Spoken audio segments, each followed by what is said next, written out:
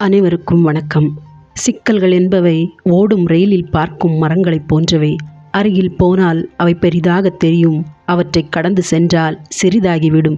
இதுதான் வாழ்க்கை. வாழ்க்கை பற்றி சிந்திக்க சில நிமிடங்கள். உனது வாழ்க்கைக்கு எல்லை அமைத்து வாழ், ஆனால் எல்லைக்குள் ஒருபோதும் வாழ்க்கையை அமைத்து விடாதே. புரியாத வார்த்தை இருந்தும் பயனில்லை, புரியாத வாழ்க்கை வாழ்ந்தும் பயனில்லை. அன்பானவர்களிடம் உன் மனதை மறைத்து விடாதே. உன் மனதில் உள்ளதை மறைப்பதாயின் அன்பாய் இருப்பது போல் நடித்து வாழாதே. 1000 தடவை உன் சந்தேகத்தை நேரே கேள். அது சிறிய கோபத்தை உருவாக்கும், ஆனால் பதில் கிடைத்துவிடும். ஆனால் உன் சந்தேகத்தை நேரே கேட்காமல் உன்னுள் வைத்து மறைமுகமாய் ஒருவனை காயப்படுத்தாதே. அது உனக்கு எல்லையற்ற துன்பத்தை தந்துவிடும். இழப்பு அல்லது பிரிவின்றி எவரும் ஒன்றின் அருமையை உணர்வதில்லை. ஒரு நொடி துணிந்தால் இறந்து விடலாம். ஒவ்வொரு நொடியும் துணிந்தால் மட்டுமே இந்த வாழ்க்கையை ஜெயிக்க முடியும்.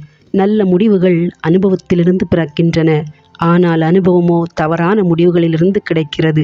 1000 தடவை யோசித்து முடிவெடுப்பதை விட எடுத்த முடிவில் நிரந்தரமாக இருப்பதே அழகு. நேரத்திற்கு தகுந்த மாதிரி செயல்படாதே. உனக்கு நீ நல்லவனாயிருந்தால் போதும். மற்றவருக்கு நீ கெட்டவனாய் தெரிந்தால் அது உன் குற்றமல்ல. கண்ணில் பிழை என்றால் பிம்பமும் பிழையே. அது பார்க்கப்படுபவன் பிழையல்ல, பார்ப்பவன் பிழை. கடற்கரையில் இருக்கும் கப்பலை விட கடலினுள் இருக்கும் படகின் மதிப்பதிகம். அதுபோல மனிதா, நீ உருவாக்கும் பொருள் உபயோகமானால் சிறப்பு அதிகம். கண்ணை மூடும்போது தூங்குகிறோம், கண்ணை திறக்கும் போது எழுகிறோம். அதுபோல விழுகிற போது எழுந்துவிடு. எழும்போது விழுவது சகஜம். அதற்காக விழுந்தபடியே இருந்து விடாதே.